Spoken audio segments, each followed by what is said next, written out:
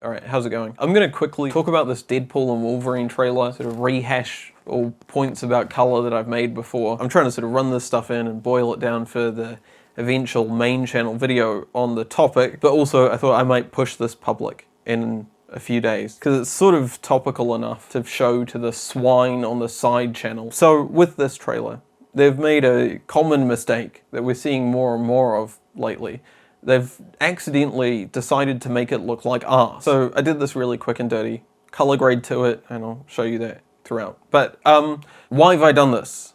A lot of people have been having opinions about this trailer without running them by me first. So I was ignoring the trailer because I'm not 13 years old. I figured I would be annoyed by it, but it came to my attention because random nobodies on Twitter were saying, oh, the color grading in this sucks. And I'm always interested in the internet weirdos' viral take on color and lighting. I think it tells us something. It tells us that there's a problem here, even if they're wrong about what it is, you know? But because there are all these random nobodies complaining about the color grading, it came to my attention because people were quote tweeting them and saying, no, it's not a problem with the color grading. So I looked at it using my eyes and I thought that's an insane color grade. So I did this, just graded one frame, just to be like, no, it is the color grade, look at this. And then I thought, well, what if I just applied this to the whole thing? So I did that, and that's the comparison that you're seeing now. It'll look much better on YouTube than it ever did on Twitter, or X, the video first platform, where it was shown to people at like 1 bit per second. But actually, after I did this, I realized there was a lot of fan grading going on, you know, pumping up the saturation and pumping up the contrast. So I like to think I'm innovating in the armchair grading space by doing an alright job of it. But you know, I've gone quite extreme, I've gone a bit filmic, I've gone quite grimy, oversaturated, because I was sort of going for that late 2000s, early 2010s look. You know, one of the comparisons that someone had made was the color of this versus X-Men Origins Wolverine, which is a bad movie that sucks, but I've always found it very funny, and also I like the color of it. And I think that's a worthwhile comparison to make. I've often made that comparison myself, just out of context, of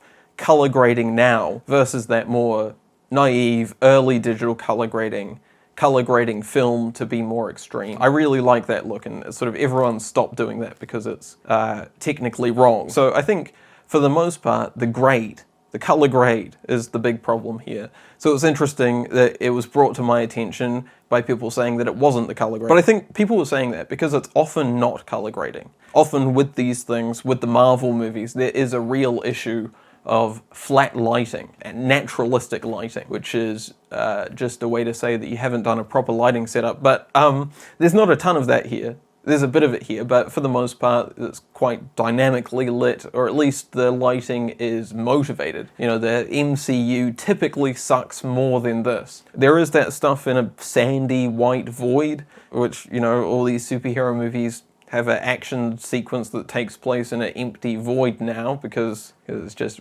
easier to do. But even that, I think, is more interesting and motivated lighting than like Avengers Endgame. But the other scene that really sucks is this diner dialogue scene, which is just completely unlit and embarrassing. But generally, across the board, no matter what the lighting on set was, this whole trailer has a low contrast look, a flat look, right? And it's the same sort of problem that we have now with, you know, people are always complaining about scenes being too dark, which I think is less of a brightness problem, so much as all the color values are squashed down to be very low contrast in a sort of dark area. You know, like dark scenes now often don't go quite as dark scenes used to, but all the colors are just squished together so you can't really tell what's going on. So I think it's the same problem here, really. Just it's not dark, it's low contrast but bright. So just very muddy, murky, no particular interest in the shot. You can't really tell what's going on at a glance. It's just flat and digital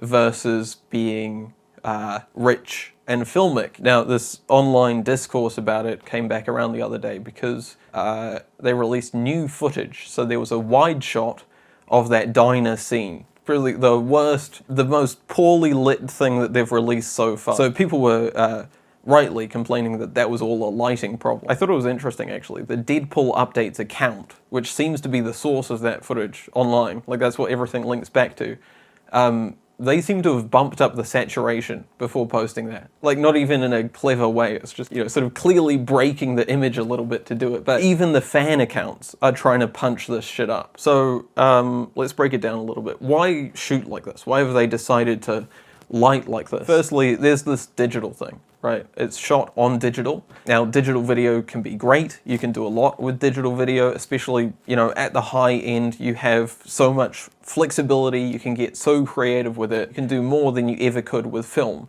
including replicating film. So digital video is incredible to work with, but it's also the cheap and easy option. So here, clearly, they've chosen to shoot digital because it's the cheap and easy option. And that has some knock-on effects. So one that you can see clearly in the footage here is digital clips. Once you hit pure white in digital, once your color value goes to white, that's it. Whereas with film, the light just, you know, keeps blasting onto the film more and more, and it rolls off very smoothly. So with digital, you always want to make sure that you are capturing as much of that highlight information as you need, because you've got a lot of color information to play around with afterwards. So as long as nothing's clipping, you're in decent shape to get something out of that image. And then the idea is you pass that footage off to a colorist who's going to pull it back so it looks good. But with film, you had to get everything right in camera, right? You wanted to get those skin tones right in camera, because that was it. You know, but here, they're clearly just exposing so they don't lose the highlights. All the other colors don't matter. And also, they are generally doing these sort of minimal, naturalistic, flat lighting setups. So the argument that's often made for this trend right now is that it's going for naturalism. It's trying to just replicate how light looks in the real world. Now, I don't really buy into that because I think it looks incredibly uncanny. But another reason why you might go more naturalistic than you used to is because you can. Digital lets you shoot lower light than you could before. So with film, you had to do these sort of extreme lighting setups, blast the fuck out of all the lights. You don't have to do that anymore. And it's just obviously more efficient. Even if you have to do a massive lighting setup of all big diffusion surrounding a stage or whatever, these are often like one and done lighting setups. They can shoot anything, anywhere. It's quick and efficient. Oh, and also, it's better for the visual effects.